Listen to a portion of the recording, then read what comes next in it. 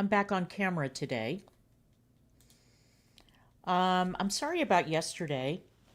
We've been having these weird internet problems, and the only person who knows how to fix them is Negz. So if he's not home, I don't know how to fix them. And by the time he got home and fixed the problem, I was a little cranky. I had been in a bad mood all day. And so and he asked me, "Do you want to stream?" And I said, "No, it's all right. I'll do it tomorrow. I'm not in the mood right now." I had a weird day yesterday, feeling kind of sorry for myself, for obvious reasons, I think. So I decided to not stream, and I'm glad I held off because today my producer, Crochetter, sent me a fantastic video that we're going to watch. So I'm glad that I didn't stream yesterday. Um, and we've had some breaking news since then. So I wanted to get started. Hi, Beth. Hi, Joe. My beloved Karsten, how are you? It's good to see everybody. Come on in. Everybody, come on in. Don't be afraid. Um, so, we've been talking about South Africa, we've been talking about Zimbabwe, and I also wanted to mention that that another African country that decided to implement an economic policy of Africa for Africans only and decided to boot out a very, very productive segment of society or target them, seize their property, and we saw the result was Uganda. Uganda targeted the Ugandan Indians, and then expanded the program to South Asians, so including Bangladeshis and Pakistanis. They were given a very, very short window of time to leave the country. Idi Amin confiscated their businesses, and within a very short period of time, the Ugandan economy had gone down the toilet. Wages dropped, the GDP dropped, and what they discovered when Idi Amin decided to distribute these businesses among his cronies was that there wasn't enough skilled labor to run these businesses, so they failed. So these chauvinistic, racist Africa for Africans First policies have failed in 3 separate countries so far, and I'm sure that if I took a look at the map of the continent, I could find other examples, but I just didn't bother. I just could remember off the top of my head Uganda, South Africa, and Zimbabwe. And it's not only, as you can see, it's not just directed at whites, it's also directed at South Asians or anyone who's not black. So, yeah, it worked out really well. And I have to say that the Indians, Pakistanis, and Bangladeshis lucked out because at least Idi Amin didn't butcher them wholesale the way he did his other perceived rivals or enemies. Okay, that's point number one. Point number two is I was taking a look at a list. Let me see where it's from. Let me see if I can share it in chat. Because I've been interested in following up on this South Africa story. I was going to play more clips of people going crazy over this tiny number of Afrikaners who were brought into the United States. But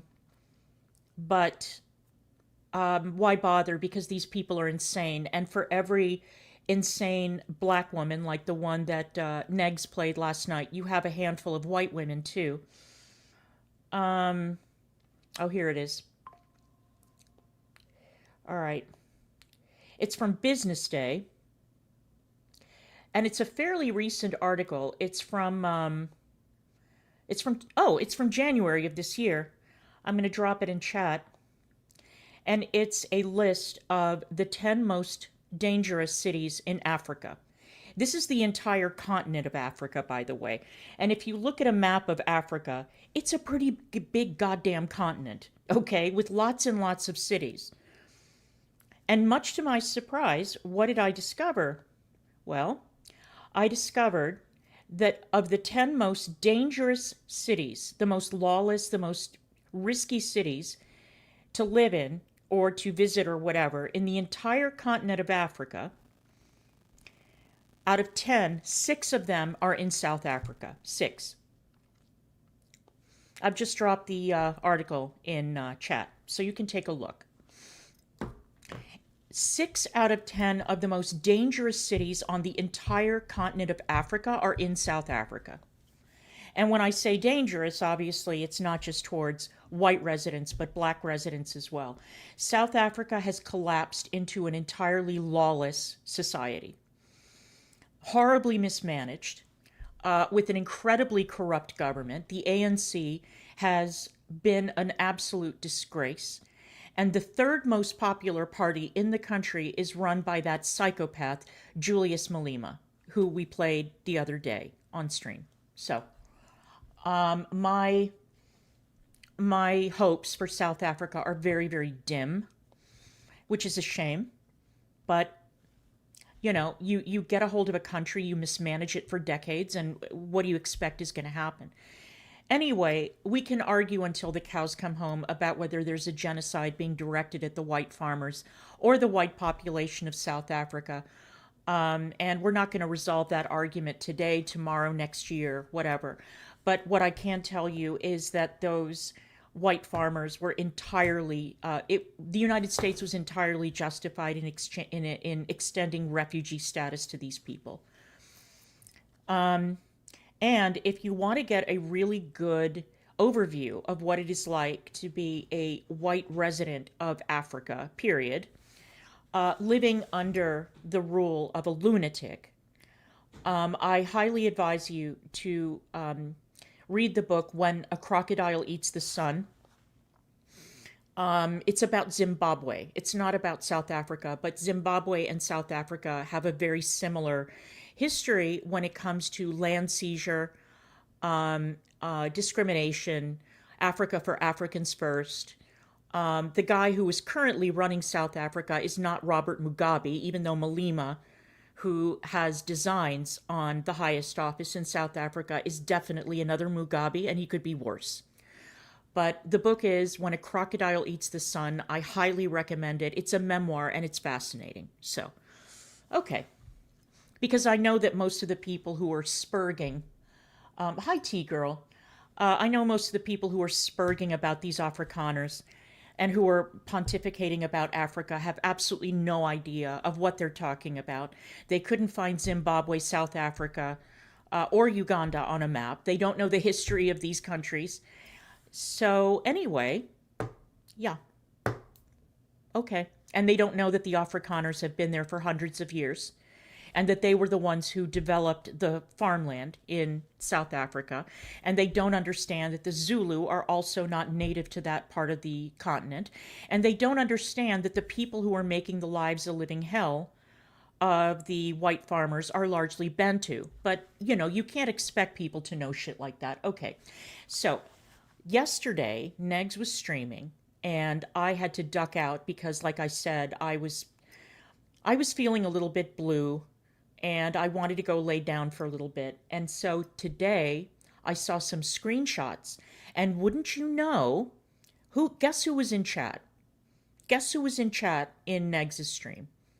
The long lost, mushmouth, idiot, GP316, Gentleman Pioneer, the guy who vanished, thank God, several months ago and hasn't been seen or heard from since. Well, he's back, apparently, and he's got a lot to say.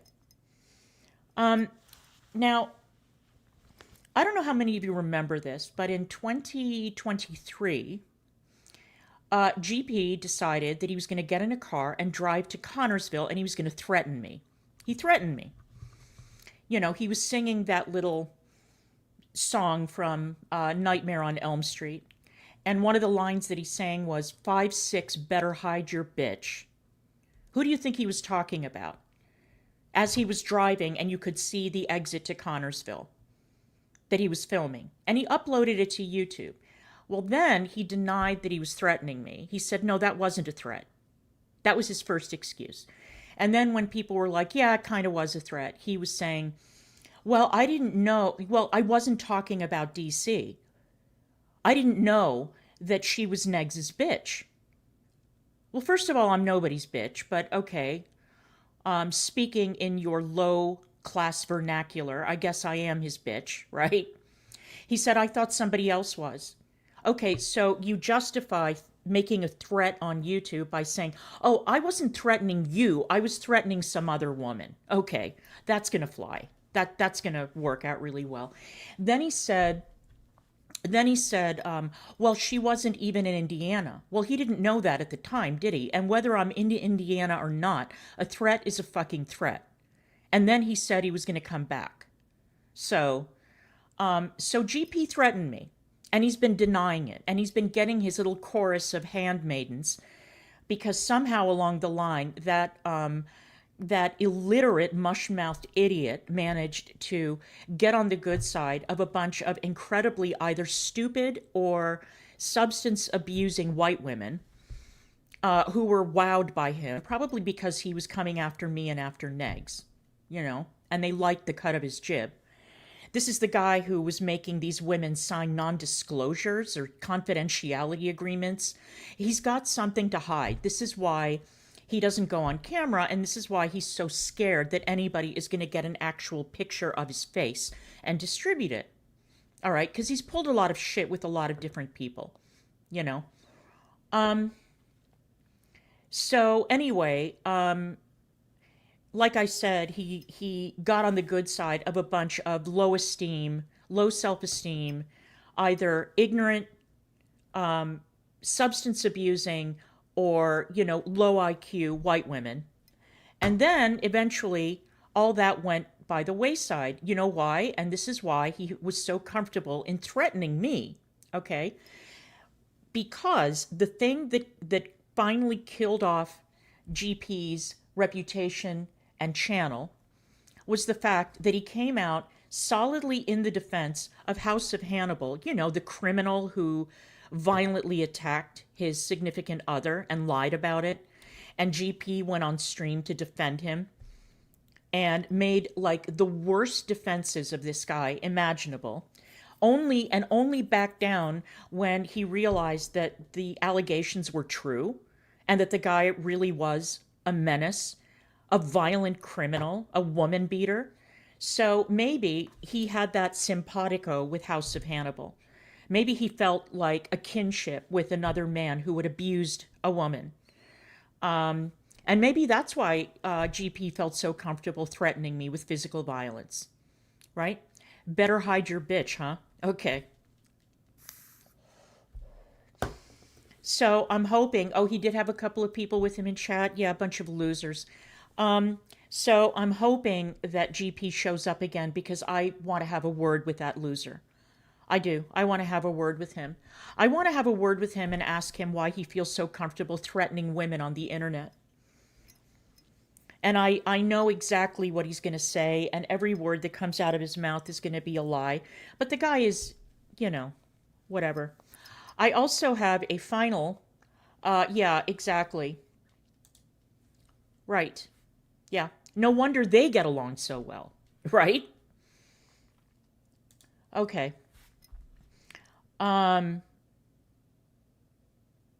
So there was something else I wanted to say, and this is, yeah. Yeah, I mean, even it's just Jill left him. Can you imagine? Even she had standards.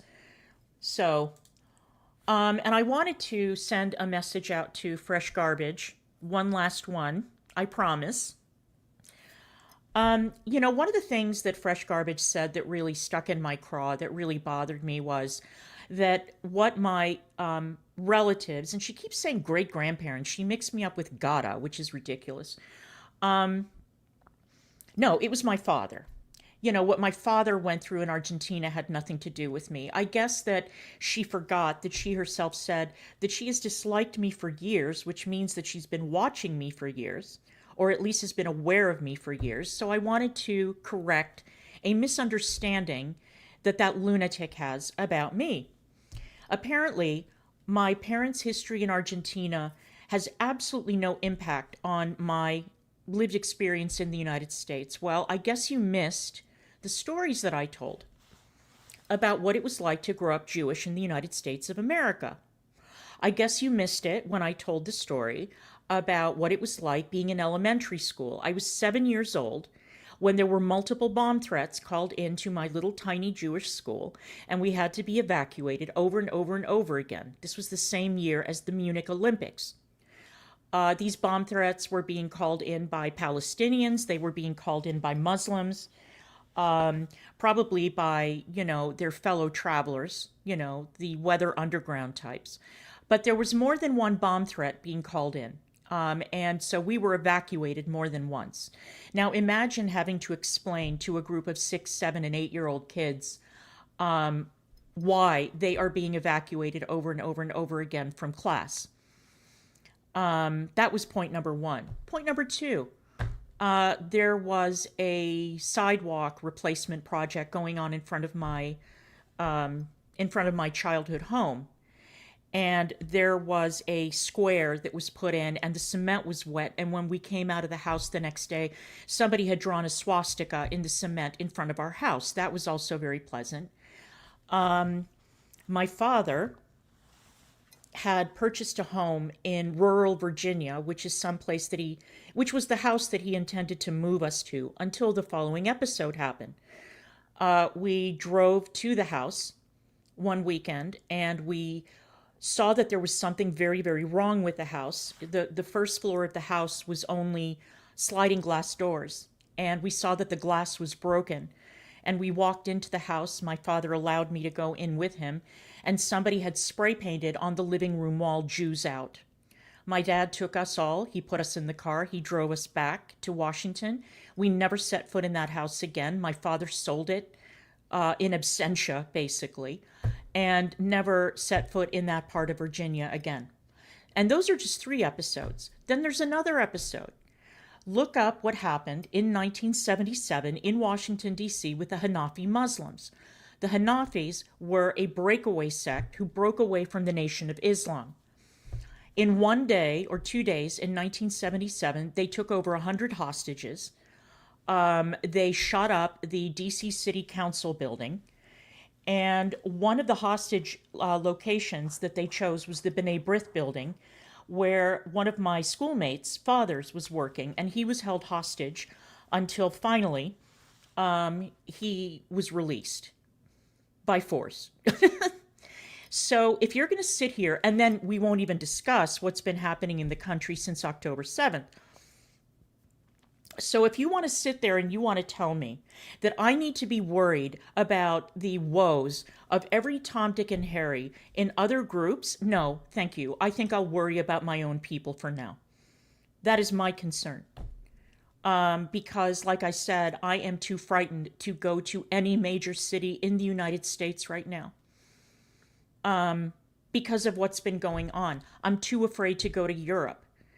There are places that I can't go. So, but tell me again about myself, Fresh Garbage. Tell me again that legacy of what happened in Argentina did not affect me in any way. Maybe what happened in Argentina didn't affect me, but what's been done to me in this country and what I've experienced in this country has affected me. But I'm not leaving. This is my country. I'm a United States citizen. I was born here. I was raised here. I am the only member of my family who was born and raised in this country, and I will be goddamned if I'm going to be chased out of my own country by a bunch of brain-dead college students, Muslims, and, assorted riffraff and Antifa. No, not going to happen. So, with that out of the way, I found a great video that I thought that we would watch together. And let me bring it up. And it is a video by that Bahamian Gyal, where she is featuring the only sane shit that Candace Owens has said in months. So this woman, Candace Owens, was on a panel with a guy named Jason Lee. I didn't know who he was. I thought Jason Lee was the guy who died making The Crow. But apparently there's another Jason Lee. And I guess he's a gossip columnist. He's like a Perez Hilton type. And so they had an exchange. And that Bahamian Gyal had something to say about it, and I love her. I love this woman. She's based in DC, and she is wonderful. Her content is great. Her channel is linked in the description, and we are going to listen to what Rogan had to say. So let's go. All right, let me get a sip of water here, because this guy.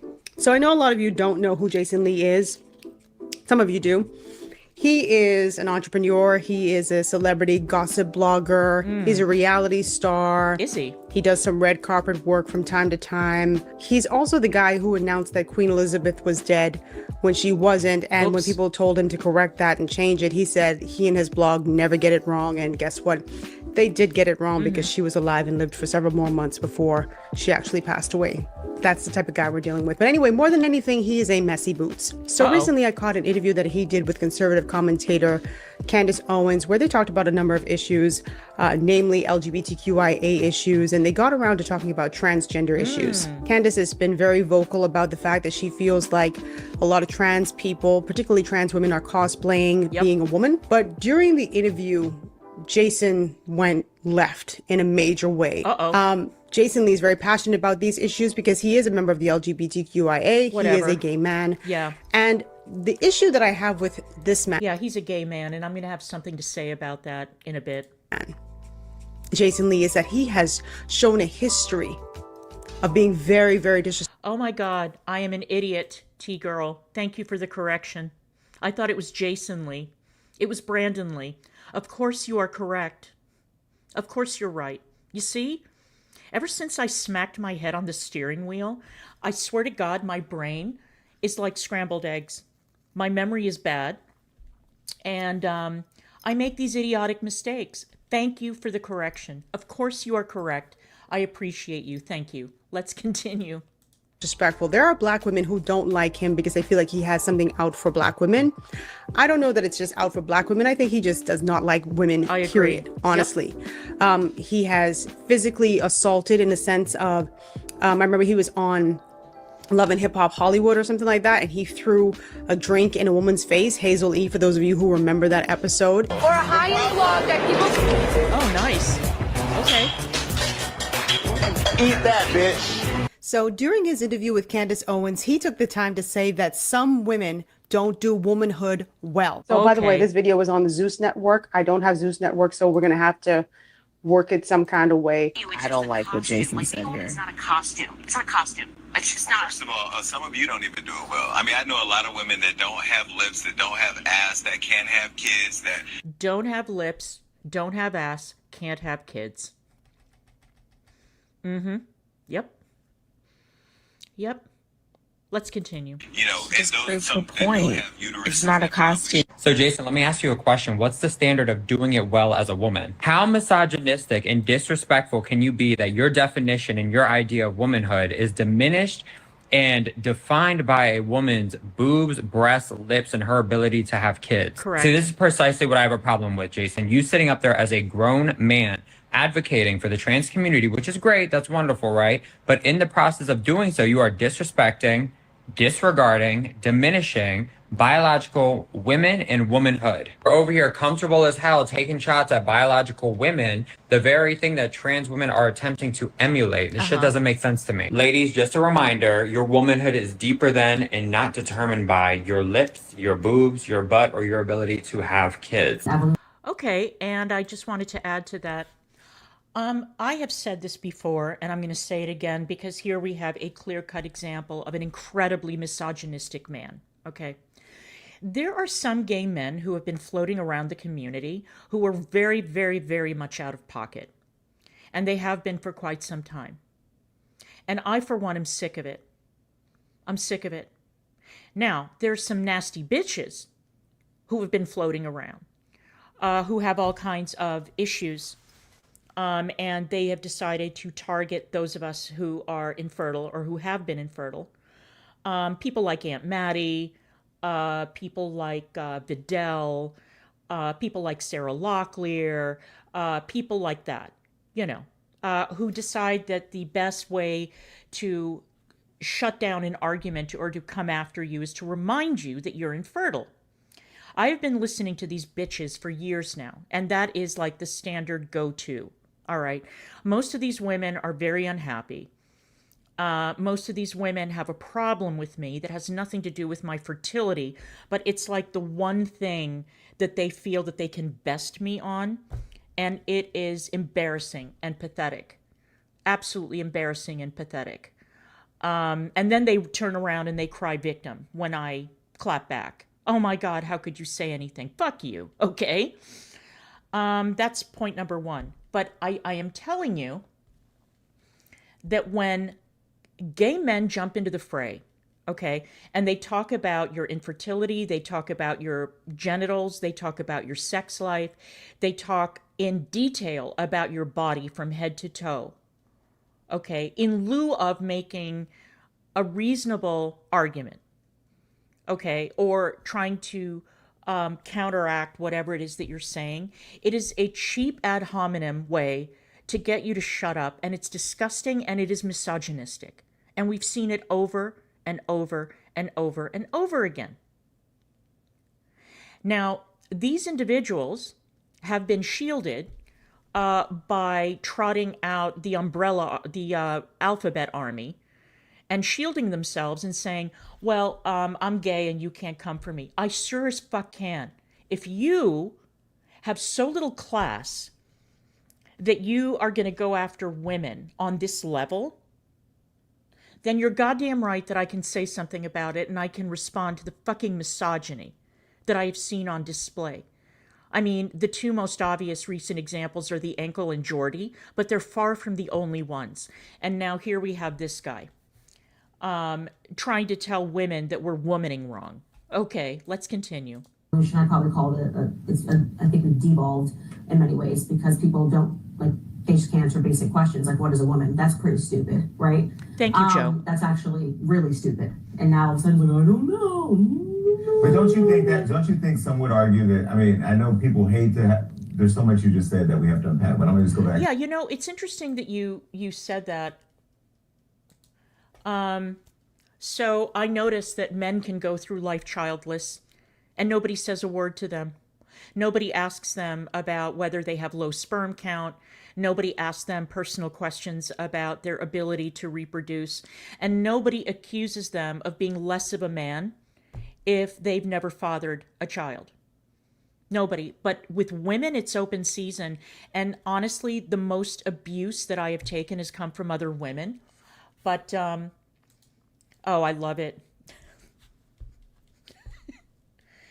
This is a gay man who's saying it, but he doesn't behave that way. He's not an asshole. Although I have to say that Zachary Michael, I don't know what the hell has happened to Zachary Michael, but it's bad. It's bad. The way that he's going after women now, and not just the usual suspects, but the way he's going after the women that he reacts to is gross. It's disgusting. And is this like Zach having a slow motion nervous breakdown, or is this just the mask off and this is who he was the whole time? I don't know, but it's getting worse. All right, let's continue. Don't you think that there's people that would say that about us as Black people? That there was a time where we weren't sitting at the same counters, we weren't using the same bathrooms, we weren't able to go in the same doors, we didn't have the same rights, we were seen as less than human. I mean, I think it's not about less than human. I just don't think they exist. Like, no, I'm saying in terms of Black people. Well, you're talking about right now. You're conflating being Black, which is like obviously you're born Black. You know what I mean? That's not something that I have to basically try to convince you. Correct. That, like, no, this is real. This person, look at the color of the skin. It's like, yeah, obviously we have different races. It's very obvious this person is Black. On the trans stuff, you're asking me to be crazy. You're asking me to look at a grown man and imagine that he's actually a woman, and that if he goes and gets work done, that he magically becomes a woman. So it's insanity. And I definitely let's not conflate it with being Black. No, let's not do that. Period. Would you defend it? There's no defending crazy. That's crazy. But why? Hold on. Because she's a white woman that says she's Black. Genuinely, I just am trying to get you to pinned down here. Sit, relax. But not acknowledge Rachel Dolezal. Correct. Right. She's transracial. So give her respect. Put respect in her name. Explain to me how. Because on the inside she felt Black. She was dressing like she was Black. I'm candid. Her skin darker like she was Black. She was standing for the black cause. She was working for the NAACP. Yep. Just happened to be that she was, you know, not black. And it only became problematic when somebody exposed it and people said, no, you can't just be black. Why not? If you're gonna say that a man can just be a woman, why can't Rachel Dolezal just be black? Chat, would you mind giving me a little bit of credit here? How many times have I made this exact same point? How many times have I tried to present this question and waited for somebody to answer it in a way that makes sense? If the black community cannot accept, or if reasonable, sane people cannot accept that Rachel Dolezal is black, because she's not, okay? She's a white woman who identifies as black, whatever the fuck that means. And I think that there's been universal agreement that no, she's not black, and we're not going to say she is, and that's it, right? She can change her name to some African name and put on a kente cloth and get, you know, the hairstyle and all that, but she's not black. We all agree on that. There's very little debate about that. But when we're told that we have to accept that a man can become a woman, we have to accept it unquestioningly, under penalty of excommunication, arrest, getting, you know, fired from our jobs, being ostracized, and all of that. So I've been saying it for years, and I have yet to hear one person answer this in a way that I think makes any sense. Because to me, they're exactly the same. Let's continue. Right. Because Correct. white. Okay, because it's a man. I'm actually embarrassed for this guy. I thought it was just really disgusting. And I just feel like Jason is constantly pandering for the LGBTQIA community. It never really, for me, even though he's a part of it, feels genuine. I feel like he's just trying so hard to avoid cancellation that he is willing to insult every other community to prop that community up. No, I think he's just a misogynist. He's a misogynist. He is one of the very few gay men that I've run across, and I've only run across these men online, by the way. I mean, I ran across a guy like this once in the 80s, one person in real life. But for the most part, I have never run into a gay man who is this much of an out and out woman hater. Now, I'm talking about old school gays. I'm not talking about, you know, the young generation coming up.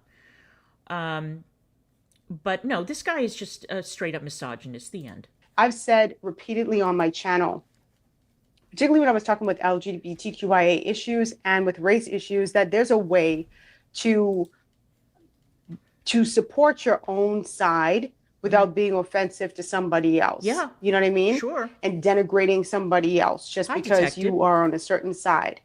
And he clearly has not learned that lesson. I thought that Candace actually handled this interview very well. She's very seasoned when it comes to dealing with these interviews anyway. And he just came off very ignorant and very misogynistic. Very. If I'm being honest. And I was really disappointed. I mean, but this is a guy, like I said, when I watched Jason Lee, and I've watched him over the years, he really does seem like he has an issue with women.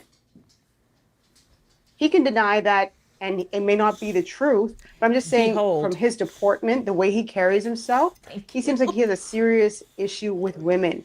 He always has something negative to say. For him to talk about how women aren't really doing it well just really validates Candace's point. Right. Women don't have to do anything well to be a woman. No, we don't. They're women. Right. They're biological women. That's who. Right. We don't have an imperative. We're not given a script. We don't have to be a woman in the way that you believe a woman is or should be or should behave or should look like or any of that shit. Whether we're childless or have children, whether we choose a career or a family or both, whether we decide to wear makeup or not, whether we decide to wear dresses and skirts or not, it has nothing to do with the fundamental truth that we are women. The end. We have nothing to prove to anyone, except for some crazy A-logs online. But apart from that, we have nothing to prove. Who they are, that's what they are. They don't have to do anything to put on a performance for you or anybody else. No. He said some of y'all don't have lips. To me, it would be akin to saying a man is not really a man if he isn't a certain height. Right. If he doesn't have chest hair. Mm-hmm. If he doesn't have muscles. if he doesn't have a certain sized Thank you, member of T. parliament. Use your imagination. He must not be a man. And those things don't make a man a man. Right. You could have a man who is 5'4", he's still a man. A man who's 4'11" is still a man. A man who has a smaller member of parliament is still a man. A man who might not have chest hair or even facial hair is still a man. I mean, come on now. Jet Li is my height. Okay? My height. Maybe 1 or 2 inches taller. So, in effect, he is my height. He's a tiny, tiny little pint-sized man. And he could whip the ass of 50 individuals at once. I don't think that anybody would question Jet Li's masculinity or his manhood, despite the fact that he's very short. He's wee. It doesn't matter. Let's continue. So why are we ascribing these things to a woman and saying that her womanhood is determined by her having these things? Right. Because he's saying, well, a lot of y'all men are coming over on this side. Oh. Why? If they're coming on Jason's side, because he's gay, if you have men who are supposedly straight coming on that side, then they're not straight. Exactly. They ain't straight. I'm sorry. They're not. They're not straight. They're bisexual. They might be interested in trans women. They might be curious. They might be whatever, but they're not straight.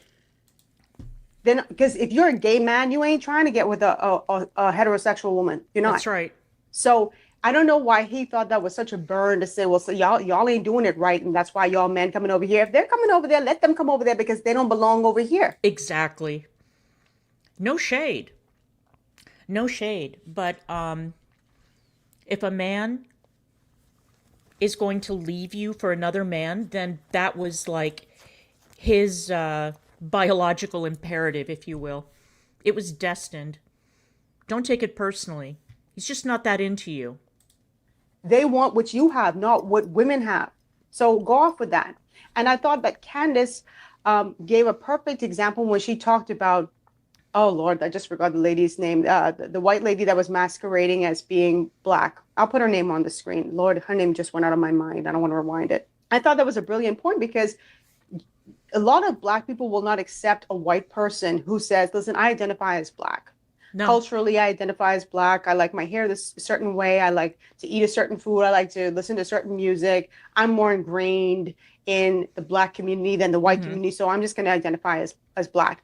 A lot of black people would have been like, you need to get the hell on up out of here with that foolishness. So when she brought that up, he had an issue with it. You see, because now he's like, how is that going to come across if he tells his audience, okay, yeah, it's the same thing. So now he's like, no, it's not the same thing. But he just came across as a hypocrite and a fool.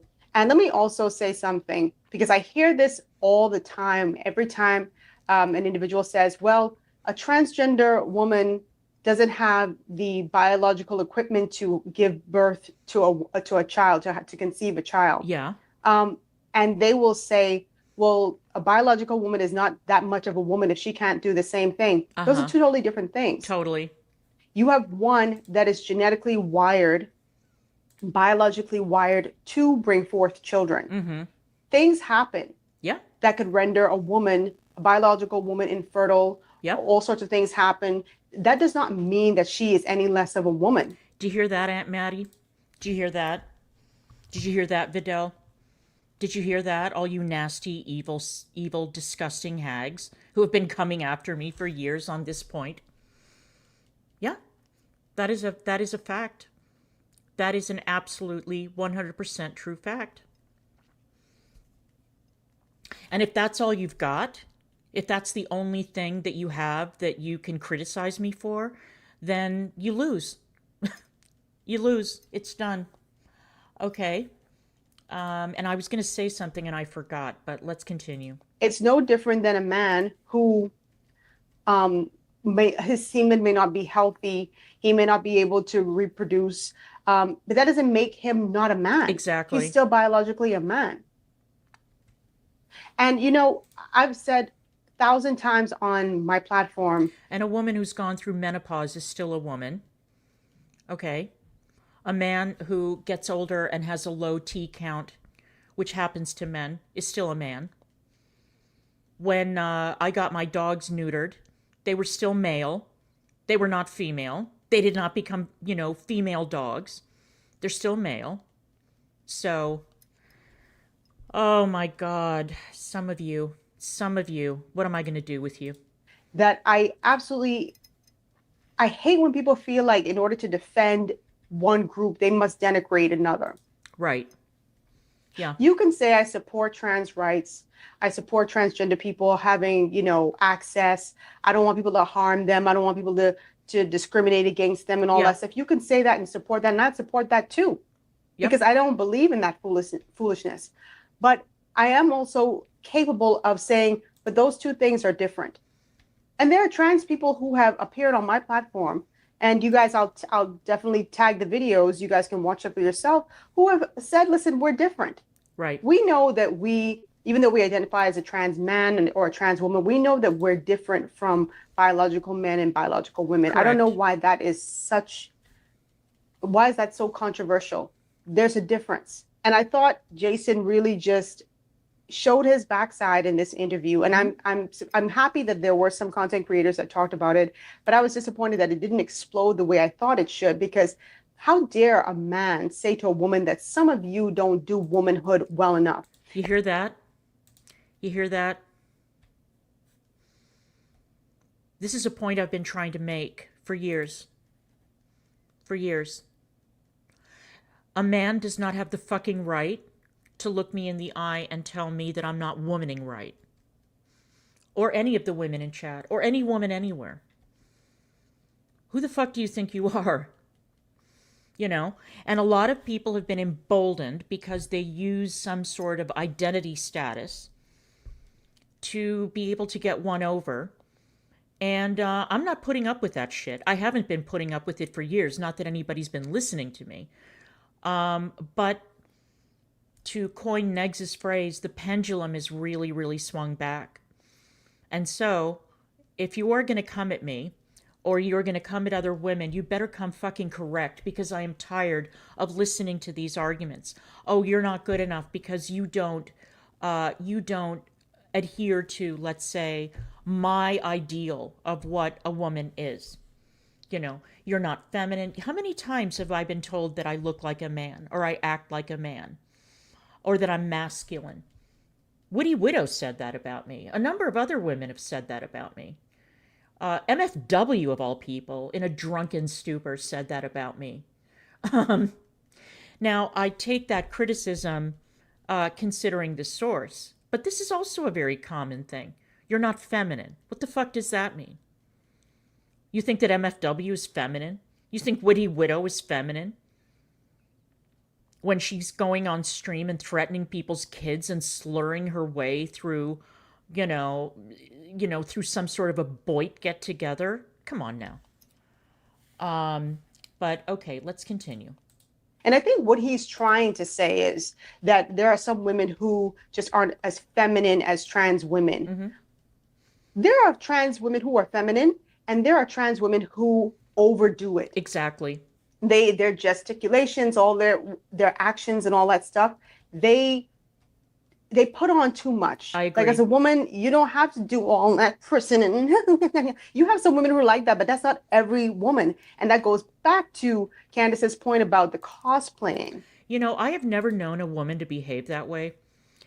And it's one thing if it's on stage and it's RuPaul's Drag Race, or you're looking at drag queens, cross-dressers, female impersonators, whatever. That's one thing. I mean, that's just showbiz. That's entertainment. I have never met women who behave that way. Never. Not even Southern women. Not even the Southern women, who are supposed to be the most feminine women in the United States. And I've never seen a Southern woman act that way. Unless it's in the movies. Unless it's, Scarlett O'Hara or something. But women don't behave that way. Again, it's one thing if it's part of a stage show, and then it's funny, or it's endearing, or it's just meant to be taken as what it is, entertainment. But as far as some of these other ones are concerned, I mean, we can get into a whole different conversation about what constitutes transgender and whether cross-dressing should be included and autogynephiles and all that. They're all shoved under the same umbrella, which horrifies people like Buck Angel and Blair White, as well it should. But no, I don't know women who behave that way. I'm not familiar with them. So let's continue. About feeling the need to put on a performance to show that you are a woman. It's not necessary. No. Jason really, I mean, like, I just was disgusted by him. Yeah, he's But again, disgusting. like I told you, this is a man who has shown, like, he's denigrated women in the past. Yep. Many times. Mm-hmm. Just a few months ago, he was threatening Beyonce. Oh. Saying that if Kelly Rowland didn't come on his show, he was going to expose Beyonce. And this is a woman he says he loves. Do it. Expose Beyonce. Expose Beyonce. I guess 'tis the season, right? By the way, did you guys see that apparently Beyonce's ticket sales are not great? That Cowboy Carter tour is not going as well as it should be, considering that it's her. Yeah, I heard ticket sales are very poor. And in the next video, we're going to look at another performer whose ticket sales are abysmal. But let's... Hi, beautiful. How are ya? But let's continue here.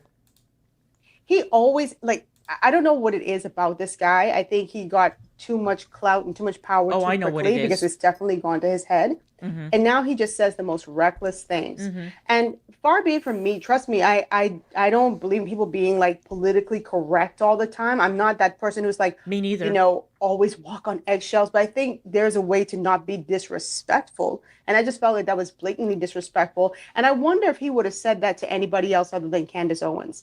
I know that his audience probably hates Candace because a lot of Black people in the Black community do not like her. But at the end of the day, you're talking to somebody who is heavily pregnant with her fourth child. And by the way, he made some statement to her like, oh, girl, you're always pregnant. And if she's always pregnant, so what? She's pregnant for her husband, and this is her fourth child for her husband. It doesn't matter if she's pregnant, honestly. Candace Owens has been stepping in and out of the octagon for years now. Pregnant or not pregnant, she is perfectly capable of handling a clown like that Jason Lee guy. It's all right. She knew exactly what to expect when she decided to talk to him. So don't get that way, okay? You don't need to white knight for her. She's fine. She certainly has not been shy about stating her insane opinions now for the past several months, so she'll be okay. And she can afford to have 5 more kids if she wants to. What you mean, girl, you always pregnant? Like she on like assistance or something like that. He's just reckless, man. If you all have Zeus, feel free to watch it. I'm not going to run on too long with this, but I just felt like he was just, his misogynistic nature was on full display in this interview. And I saw that Candace laughed at, you know, certain things that he had to say, and I don't blame her. I would laugh at him too. Mm-hmm. And I don't know how she kept her composure. I really got to give her props because I just would have been like, this guy is such a clown. Such a clown to disrespect so many women like that. But he's a disrespectful individual. Yeah, he is. Anyway, drop your comments down below. Let me know what you think. Okay, so that was that. This lady, that Bahamian Gyal, her name is Rogan, and she is a brand new, freshly minted American citizen. And I remember she uploaded a video when she took her citizenship oath, and I was absolutely thrilled for her.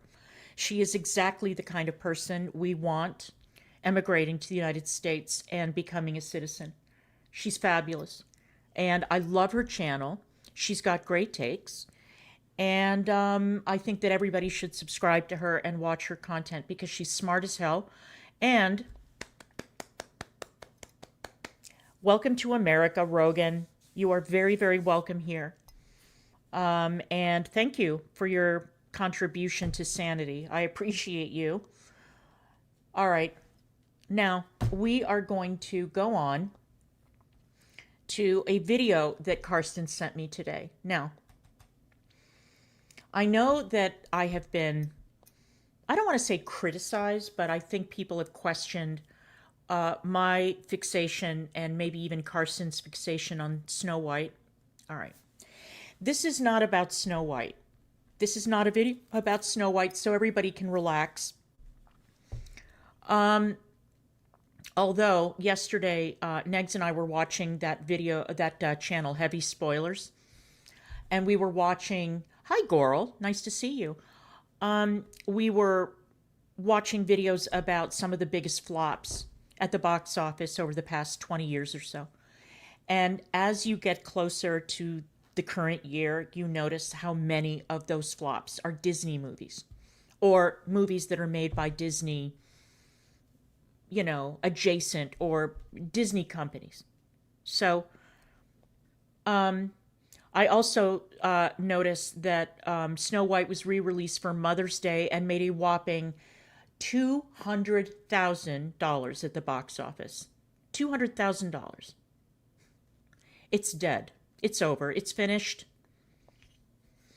I've also been sent many, many videos by Karsten of the Lilo and Stitch promotional campaign and how incredibly charming and adorable and cute it is, and how that movie is going to make a mint. It's going to make well over $1 billion.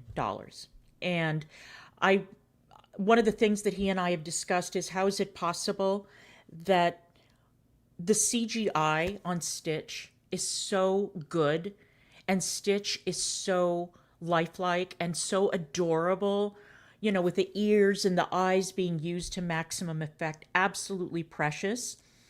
And yet the same company can't animate 7 fucking dwarfs. It just doesn't make any sense. I am getting a lot of rest, Goral, but it is not restful rest. The good news is that my walking is fine. I am driving. I am able to drive.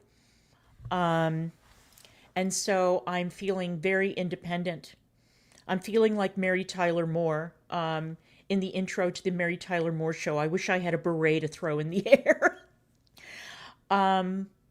But next Monday I have an unrelated procedure. And then soon I go back to the orthopedist where they're going to check all the hardware that I have in my ankle. And then after this unrelated procedure, I should be getting some sort of an idea of when I'm going to have my surgery and when I'm going to start my chemo. And I think that's one of the reasons why I was so grumpy yesterday, because having been through chemo before, I know exactly what to expect. I'm not looking forward to it. I'm not dreading it, but I'm not looking forward to it, you know?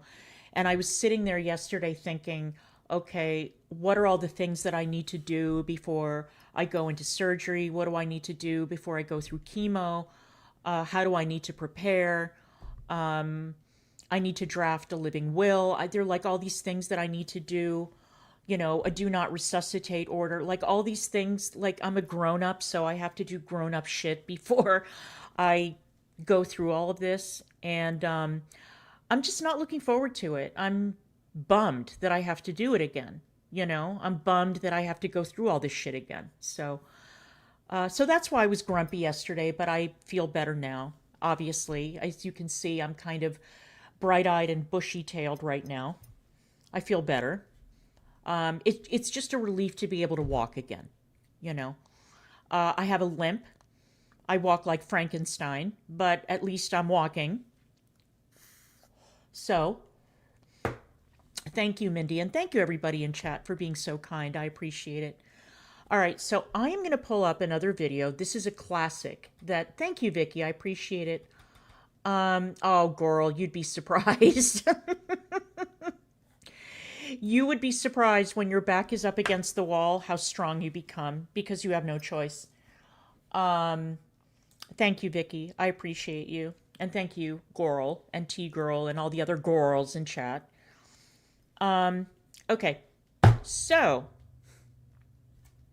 Karsten sent me this, and I loved it. And I thought, okay, we have to watch this together, because for the people who are still not figuring out why it is that I am so interested, and Karsten is so interested in this whole Snow White story and why we've been fixated on it for like 2 years.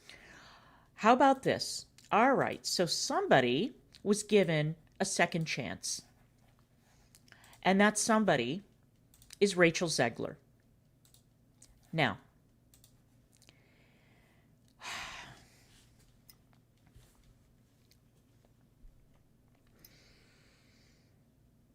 I think that following the release of Snow White, there was a pretty basic understanding that her career in movies is done for the moment.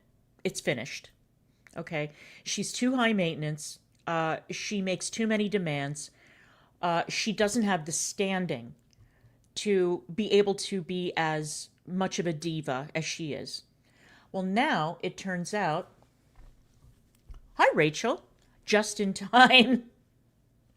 Just in time, you're here to hear, you are here in time to hear about your namesake.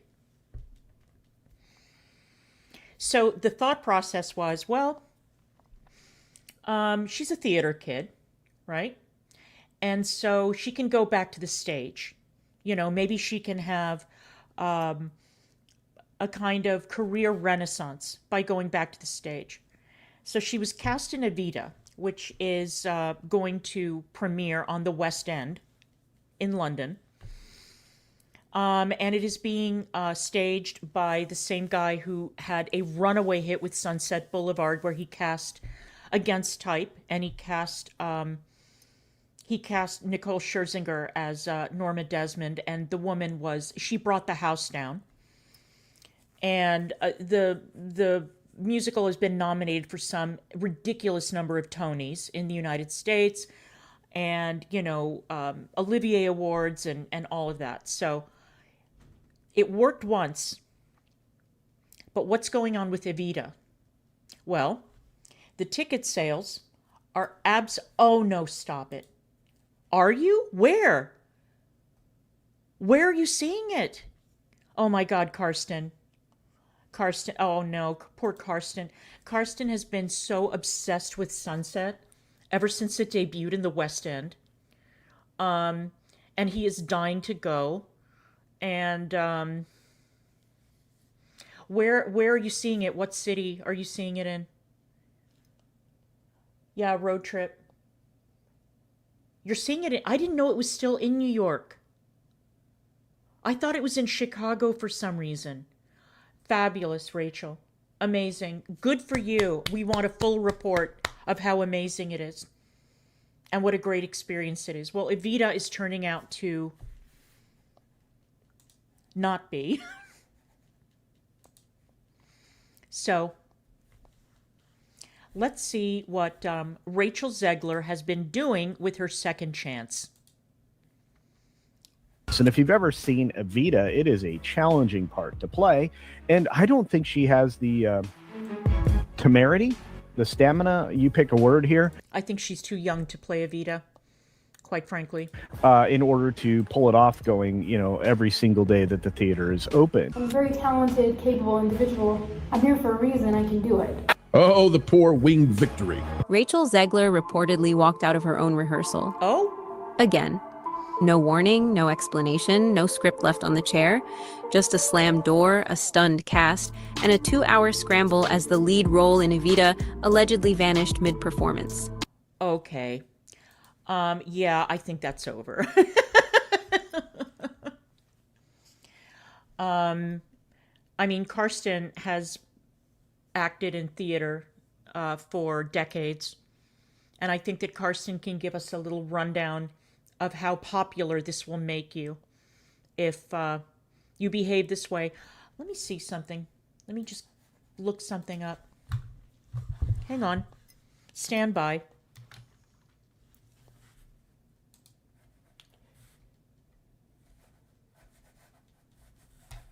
Okay. Reminder that Rachel Zegler is 24 years old. She's 24. All right. Let's continue. But it's also really important to me that I share with you not only the really good, exciting moments, but also like the little blips where I just don't feel great. I think that's really important that you see me as a human being, because I think a lot of people don't. So I don't know. I want that disclaimer out there. Sources inside the London Palladium say this wasn't a one-off. It was the boiling point of weeks of alleged diva behavior, power struggles, and backstage chaos that some insiders claim is now threatening to derail one of the West End's most anticipated revivals. And behind that chaos, a star who's allegedly more interested in commanding the stage than collaborating on it. Studios really need to go back to what they originally did, which was tell your stars to shut up and not say things, because no one is paying to hear your star say offensive things off the screen. It started small. On day 1, call time was set for 9 a.m. Rachel allegedly arrived closer to whenever. Latte in hand, AirPods in, she reportedly floated in like the second coming of Broadway. So I decided to walk to the studio because... Madam, why are you wearing a mask? Why? Why are you wearing a mask? Okay. Because it's really pretty out. It's only like a 15-minute walk. I haven't been out to walk in a warm place in a really long time. So it kind of feels just like wrong, and I feel like I'm forgetting everything that I need. A subtle note from director Jaime Lloyd supposedly cut off mid-sentence. Because in her words, Eva Peron wouldn't take blocking. She'd command the space. Madam, can I just remind you that you are 24 years old and you are a nobody. You are a nobody. And you are a very difficult, temperamental nobody. You are not Judy Garland. You are sure as fuck not Evita Peron. Let me put it this way. Patti LuPone can behave this way because Patti LuPone is a fucking legend, okay? With a voice to match. This girl is such a problem that the nicest man in Hollywood who never has a bad word to say about anyone, Steven Spielberg, you might have heard of him, decided that he had to warn Disney about what a problem she was on the set of West Side Story. And she was, what, 19 or 20 at the time? And she's gotten worse. For no reason.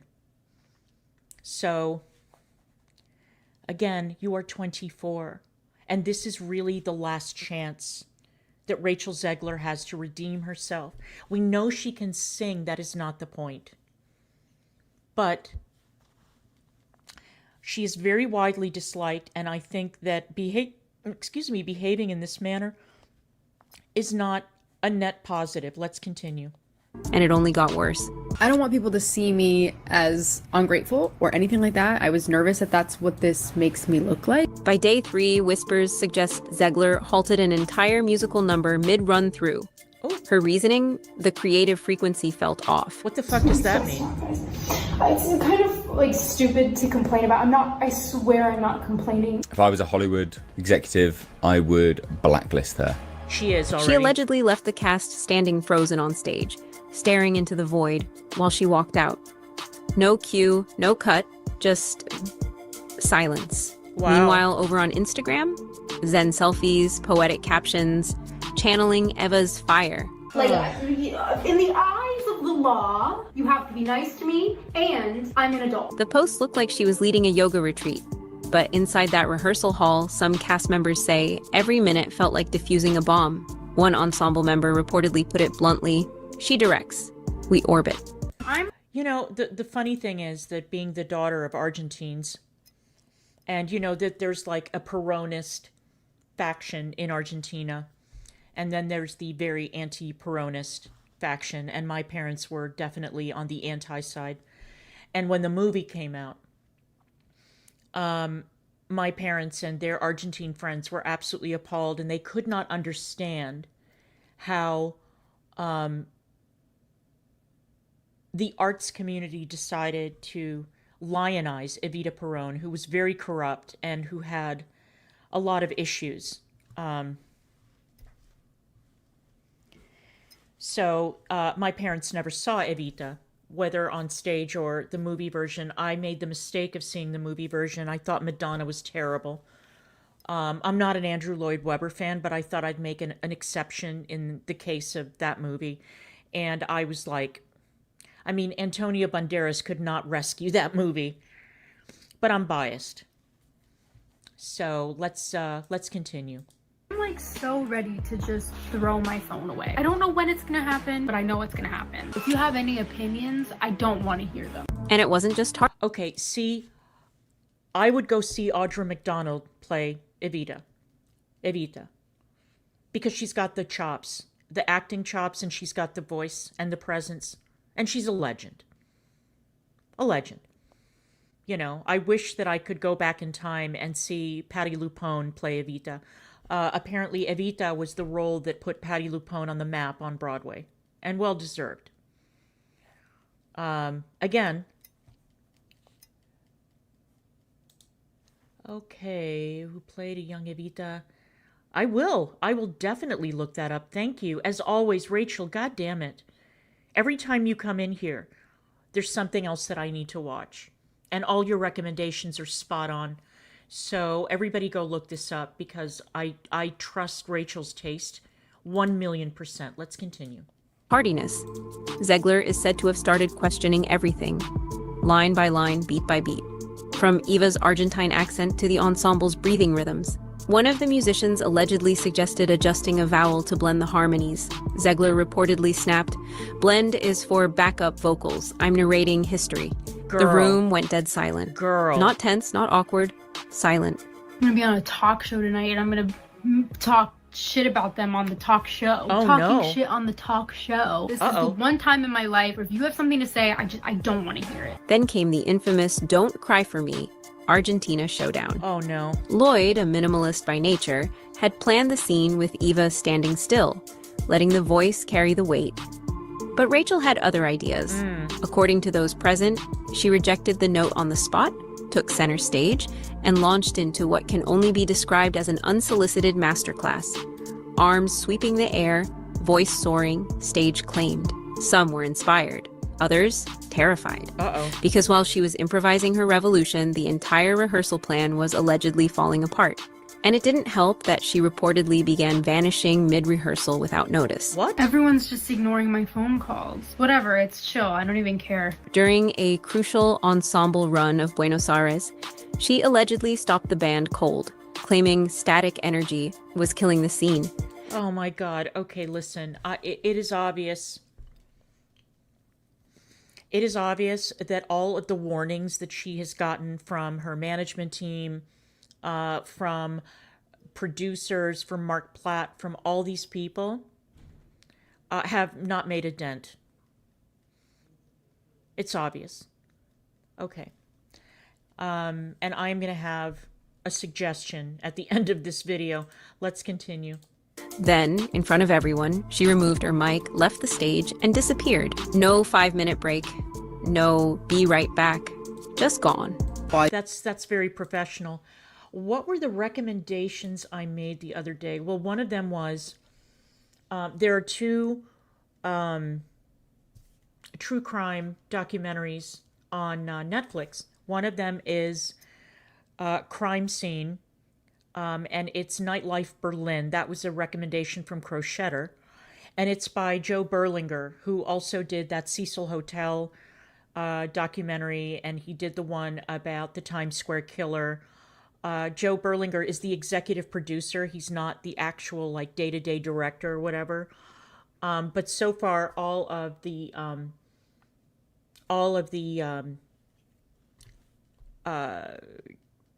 different elements of Crime Scene have been great. He is one of the greatest living documentary producers, American anyway. So his series on Netflix has been first rate. And then the one that I recommended, let me pull up Netflix, was, well, I also recommended Black Mirror because I thought it was fantastic. A Deadly American Marriage, which is fantastic. It's really, really good. And I am looking forward, probably later on this evening, to seeing the Fred and Rose West documentary. I've been looking forward to seeing it. It looks really fantastic. All right, let's continue. I don't want people to see me in a weakened state. They call it the blackout now. The moment the lead leaves and nobody knows what to do next. Wow. And that blackout? It's now allegedly hovering over the entire production. Oh no. One glance at the ticketing website reveals just how few seats have sold for the ambitious production, opening in just 2 months. Cast members reportedly have to memorize 2 versions of the show every night, the director's plan, and the Rachel remix. What? There's 2 of me. Double the trouble, am I right? You can't check in. You're not an adult.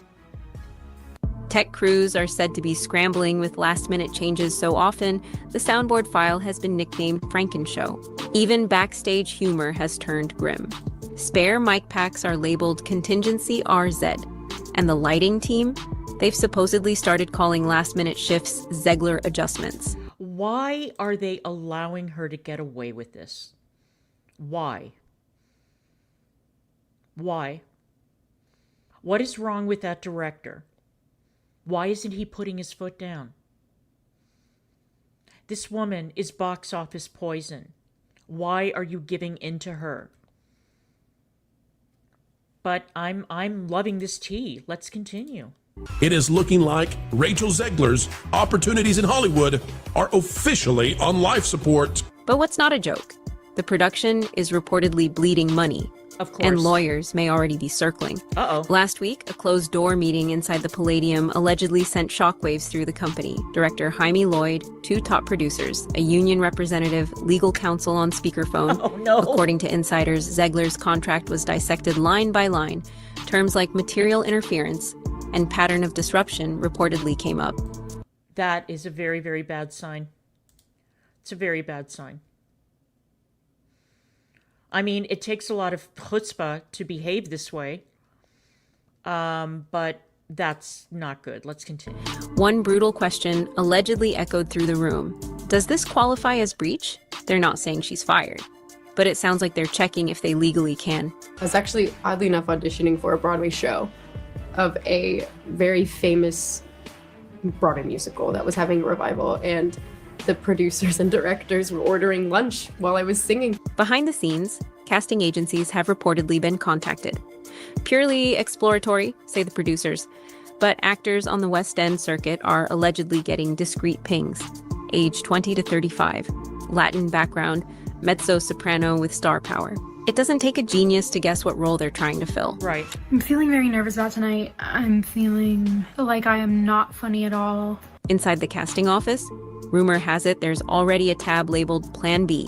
One dresser reportedly posted a photo of it to their close friends story with the caption, "Choose your fighter." Wow. It was Okay. deleted in minutes, but screenshots don't disappear. Honestly, I thought I would be a lot more terrified. Still, Zegler's PR machine hasn't missed a beat.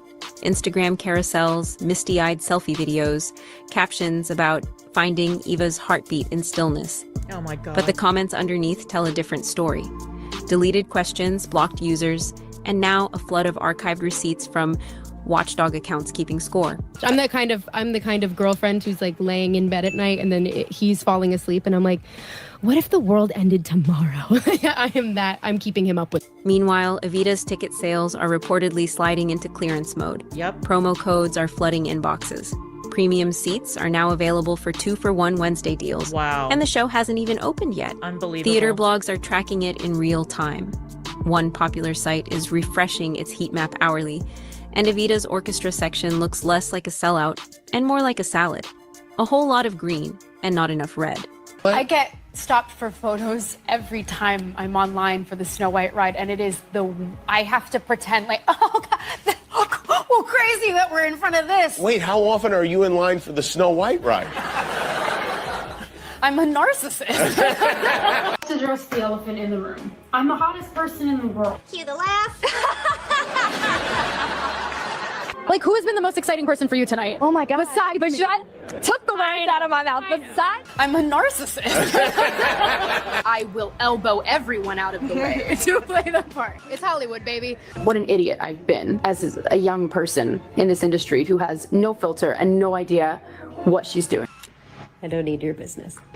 Thanks. And everything I do, people will wait in line to see. Who's the Disney character you identify with most? Apparently not. That was the infamous video where she compared herself to the Winged Victory.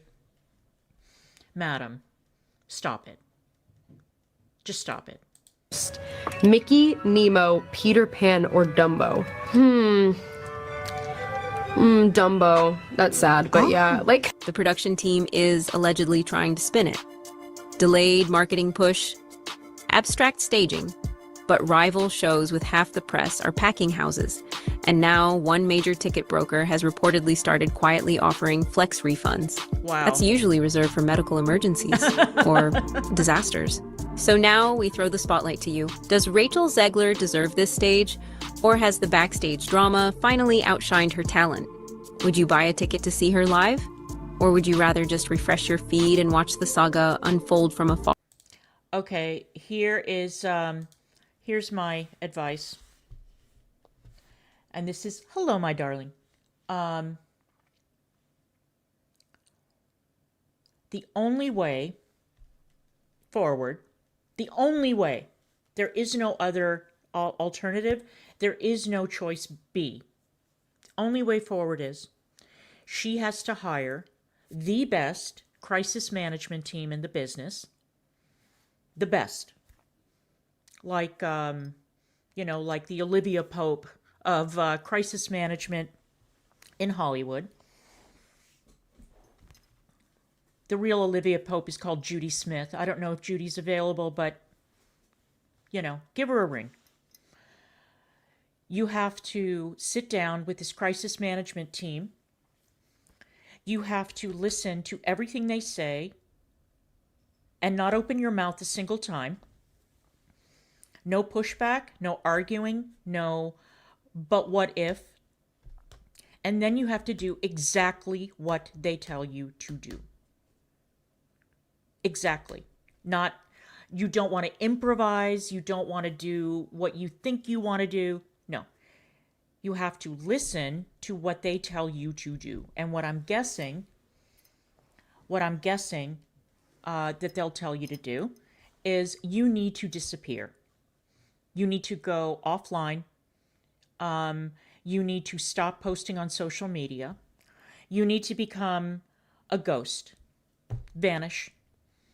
And we will tell you when you can come back. And while you are gone, we are going to sit down, all of us, you, us, your manager, your PR person, your agent, all of us are going to sit down and we are going to devise a plan and we will tell you when you can come back. And it's not going to be for at least a year, maybe 2, maybe 5. You need to go. And if you don't listen, we're out. So the only way that she can have a prayer of lasting in the business is if she hires the best and she does as she is told. She's young enough that she could possibly think of coming back by the time she's maybe 30. That would be my guess. This is just a ballpark figure that I'm coming up with. This girl is so toxic. This girl's ego is so out of control. This girl is so bad. Like, nobody is going to invest a dime into any production that this girl is involved with because she is box office poison. And now she has shown that she can tank a movie and she can tank a stage production. When she comes back, she might have to do like off-Broadway or off-Broadway, or like a tiny independent movie. Maybe she can work with Sean Baker. Somebody like that. Some guy who makes movies on a tiny little budget. And he's won 4 Oscars now. So I think that, she could possibly work with him. Or possibly work with that Coppola who made The Last Showgirl. But she needs to be taught how to work with other people. Because I don't know who filled her head up with all this nonsense, but her career is finished. It's finished. Because you can get away with all this diva bullshit as long as you can sell tickets, as long as you get butts and seats. Okay? If you behave this way and you waste everybody's time and you waste money for the investors, okay, and you are driving whatever project you're working on or starring in over the cliff and it loses money and nobody shows up to see you, it's over. It's over. Crochetter was giving me a rundown on the way Drew Barrymore resuscitated her career. How You know, she was such a mess, and her personal life was in such disarray, and she was so out of control, and all the publicity she was getting was bad, and she vanished, and then she came back. Karsten, what was the name of the movie? What was the name of the movie that she made her return on? And she came back and she put in a performance that was great, and the critics loved it, and you know, the audience loved it, and slowly but surely she rebuilt her career. But it took a very, very, very long time for her to be able to shed that image of being an industry joke, and for her to establish the fact that she could actually appear in a movie and be reliable and show up on time and not be crazy. Okay. There you go. So, and the thing is that Drew Barrymore was a Barrymore. Hi, SARS. Long time no see. It is so good to see you. She was a Barrymore. She was part of Hollywood royalty. And so, and she was the adorable little child actress, you know, but she was so out of control. And at a certain point in her career, she couldn't blame her mother anymore for her problems. You know, she couldn't say, well, what do you expect? I'm doing fine, SARS. Thank you. I'm better. Okay, I'm better, but I'm not there yet. Thank you. You can't keep on saying, well, I fucked up and my life went down the toilet because my mother dragged me to Studio 54 when I was, 8 years old, 10 years old? No. No. There comes a point where enough is enough. If you want to be treated like a serious professional, you have to act that way, and you can't keep on blaming your crazy mother. And she is crazy, by the way. Jade Barrymore is a lunatic. However, this is what Drew Barrymore had to do, and it was not an overnight thing. So this is what Rachel Zegler is going to have to do. So,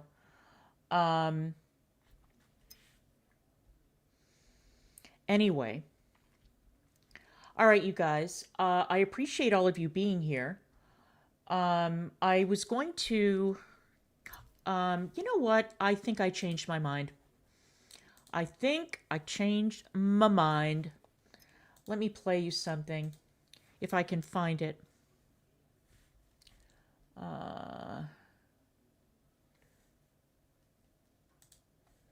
Okay. Hang on, let me see if this is the clip that I was looking for. Oh, there it is. Oh, yes. All right. You guys know I don't do trigger warnings. This is like an ogress warning. Okay, at the beginning, I was telling you guys about some of these unhinged lunatics who are out there objecting to, 49, 59, whatever Afrikaners in the country. Okay, so it's either crazy black women or insane, mentally unhinged white women. So I found a whitey. And I thought that we could all get a look at her because she is truly a sight to behold, and her opinions are really something. So, all right. Oh, there she is. All right. So prepare. Let's go. Yeah, this is for all you YT South Afrikaners that are being shipped in by Trump. You need to know the majority of Americans don't want you here. Says who? Who are these? Who is the majority of Americans that don't want the Afrikaners here? Look at that face, man. Look at her. She's so angry. She's so angry. You just jump back on another plane and fly your little racist YT supremacist butts right on back to your country. Who's going to make them? Who's going to do that? Wow, this woman is a mess. Go back to Africa. Wow, okay, see, that's why I'm glad I played that clip. Go back to Africa, huh? Gee, it sure would be a shame if somebody clipped that comment out of context. It sure would be a shame if the internet made her famous with that quote, go back to Africa? Wouldn't it? Wouldn't it be a bummer if this evil, hideous woman shouted, go back to Africa, and everybody took it the wrong way? Why not? Why not? I mean, she is telling Africans to go back to Africa, isn't she? Oh, if only. Come on, Twitter, do your thing. We do not want your racist butts here. You are not welcome in the United States, and Trump is not going to be in charge forever. See, you could splice together, go back to Africa, and you are not welcome here. It would be so easy, wouldn't it? Negs, I'm going to forward you this thing. Hang on. Wow, so we've really gotten to a point now where we're yelling, go back to Africa to Africans, huh? And yeah, I know they're white, but...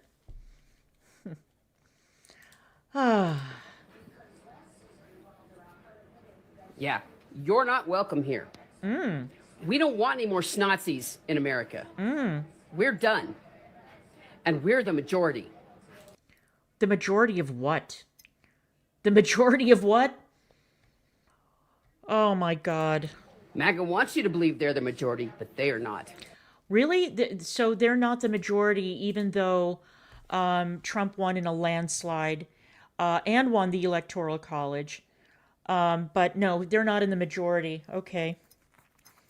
You know, at a certain point, yeah. Exactly. Exactly. So, I'm afraid that I'm going to have to break the news to you, madam. Maybe she's like one of those Japanese soldiers in the cave. Kamala Harris lost the election, and Trump won, and there was no argument about whether or not the victory was rigged or stolen or whatever. And a lot of these policies are very popular, and his policies, I should say. Even among people on the left, where I'm sure this woman counts herself, 80% agreement in the country that men don't belong in women's sports. I hate to break it to you, but this go back to Africa thing is absolutely beautiful. Good work, Rachel.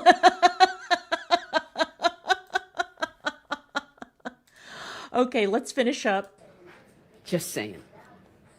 Fly your asses to another country where they want racists like you. Okay. Because you're not welcome here. Wow, this woman, what a piece of work, huh? What a piece of work. Okay, everybody clip and everybody re-upload. Why are these people thinking that the South Africans are racist? You know why? Because they don't know anything about South Africa. They don't know anything about it. They don't know anything about the history of the Afrikaners. They really do believe that the Afrikaners were latecomers, that they came in and that the land was settled and they snatched it from, you know, the Zulu or the Bantu or whatever. That's not true. The Afrikaners settled in that part of South Africa before the Zulu came along, hundreds of years before the Zulu.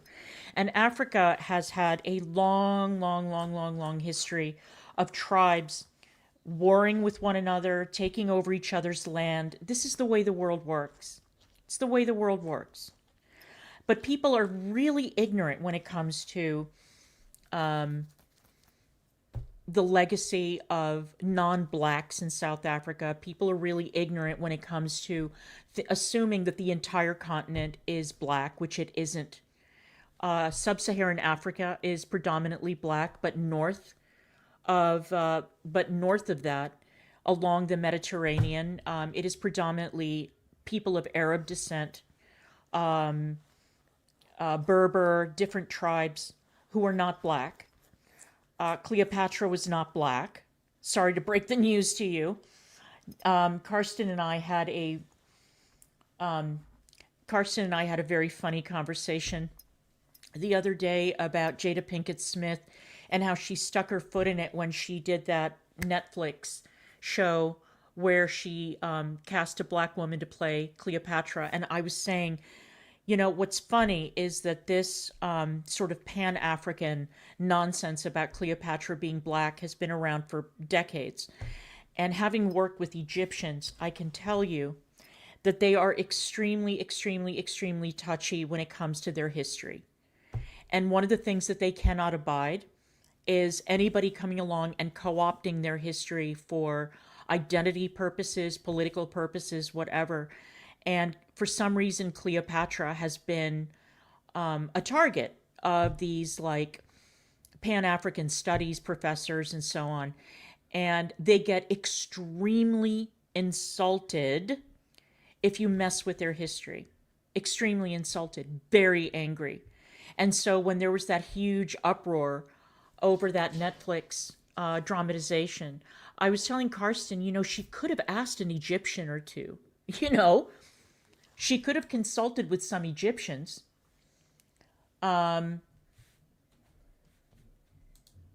Exactly. Exactly. Yes. Yes. But that's the whole point, isn't it? That's the whole point. Why can't these producers and these wannabe like uplifters of, you know, black casts and so on, why can't they, instead of like doing the race swapping and everything, get a hold of some really, really great like Nigerian folktales? Get a hold, I mean, there's no shortage of wonderful folktales and fairy tales on the continent. And create a series based on those stories. You know, I mean, Aladdin is a Chinese story. You know, Aladdin was Chinese. And the only Arab in Aladdin was the genie. That's it. But Aladdin was a Chinese character. All the characters in Aladdin were Chinese. But Aladdin was co-opted ages ago. Stop doing that. Just go into, you know, go country by country and take a look at these folktales. And make movies out of that. Why not? So, anyway, thank you guys. I appreciate everybody for being here. Rachel, you are going to have to report back, madam. I'm really, really excited that you are going to all these theater productions. It's so fabulous. So you can fill Karsten in. You and Karsten need to talk to each other because Karsten has been dying to see Sunset Boulevard. So I know that he is beside himself. He is jelly that you are going to see it. But you're a nice lady. And absolutely, we need your feedback on these productions. All right, you guys, I really appreciate everybody. On your way out, if you are not subscribed, please do consider subbing, consider becoming a member, all of that, blah, blah, blah, blah, blah. And oh no. You see what you've done.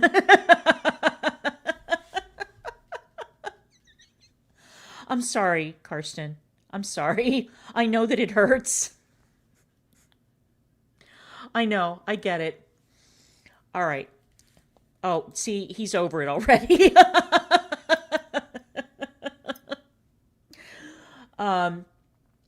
I mean, Karsten is, you know, he's all caught up in Eurovision fever. Okay, forgive him. All right, you guys, I will see you later.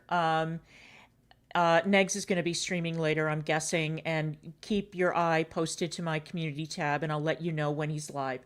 All right, you guys, I will see you all later. Okay, bye-bye.